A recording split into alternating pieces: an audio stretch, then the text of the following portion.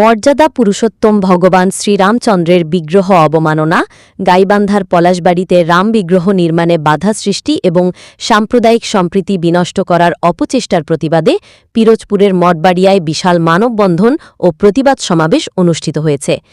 আজ ২৯ জুন ২০২৬ সোমবার বিকেল ৪:৩০ স্থানীয় শহীদ মিনার চত্বরে এই কর্মসূচির আয়োজন করা হয়।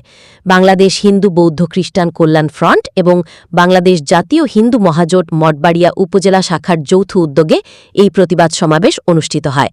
মানববন্ধনে বক্তারা শ্রীরামচন্দ্রের বিগ্রহ অবমাননাকারীদের দ্রুত গ্রেফতার ও দৃষ্টান্তমূলক শাস্তির দাবি জানান। একই সাথে গাইবান্ধার পলাশবাড়িতে রাম বিগ্রহ নির্মাণে সৃষ্ট সকল বাধা দূর করে দেশের সাম্প্রদায়িক সম্প্রীতি ও অক্ষুণ্ণ পরিবেশ বজায় রাখার জন্য প্রশাসনের প্রতি জোর দাবি জানানো হয়। উক্ত প্রতিবাদ সমাবেশে স্থানীয় হিন্দু সম্প্রদায়ের শীর্ষস্থানীয় নেতৃবৃন্দ সহ সর্বস্তরের সাধারণ জনগণ স্বতঃস্ফূর্তভাবে অংশ নেন। সেই ধর্ম যার তাদের ধর্মীয় অনুভূতি যাতে আঘাত না করে সেজন্য আমরা আজকে তীব্র প্রতিবাদ জানাই।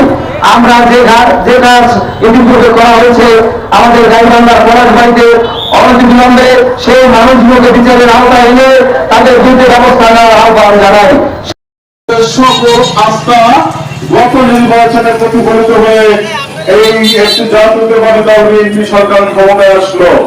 আমরা বললাম সেই সরকারকে সনাতনী বাংলাদেশ সরকার, অর্থাৎ বাংলার ইতিহাসে সবচেয়ে বেশি হিন্দুদের সমর্থন এবং ভোট পেয়েছে জাতীয়তাবাদী দল। আমরা সেই হিন্দু বান্ধব মনে করে চিন্তা করলাম এদেশে মনে হয় যে আমরা সমান অধিকারে বসবাস করব, কিন্তু আমাদের যখন দেখলাম গাইবান্ধার পলাশবাড়িতে আমাদের সেই ভগবান রামের বিগ্রহ তৈরি হচ্ছে, তখনই একটি কুচক্রী মহল সেটা বাধা দিয়েছে। শুধু বাধা দিয়েই ক্ষান্ত হয়নি এবং তারা অবমাননা করেছে, যা ভাষায় প্রকাশ করা যায় না। আমাদের হৃদয়ে রক্তক্ষরণ শুরু হয়ে গেল। আমরা চুপ থাকতে পারি না, কিন্তু আমরা এই সরকারের মাননীয় স্বরাষ্ট্রমন্ত্রীর আশ্বাসে শুধুমাত্র মানববন্ধনেই চলে গেলাম, বিক্ষোভ সমাবেশ ঘোষণা করিনি।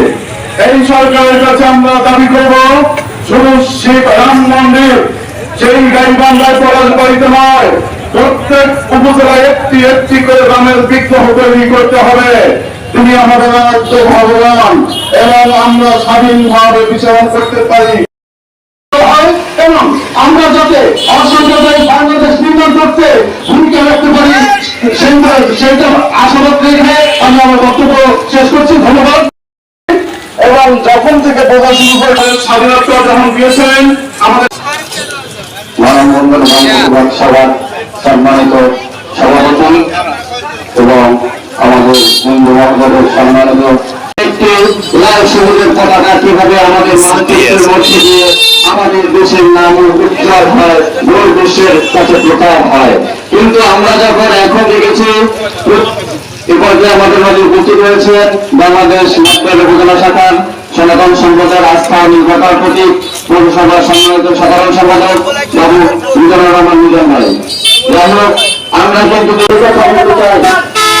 আমি বাংলাদেশ জাতীয় হিন্দু মহাজোট মঠবাড়িয়া উপজেলা শাখার পক্ষ থেকে আমাদের সকল ভক্তবৃন্দদেরকে শুভেচ্ছা ও স্বাগত জানাচ্ছি। আপনাদের দিকে তাকায় আমরা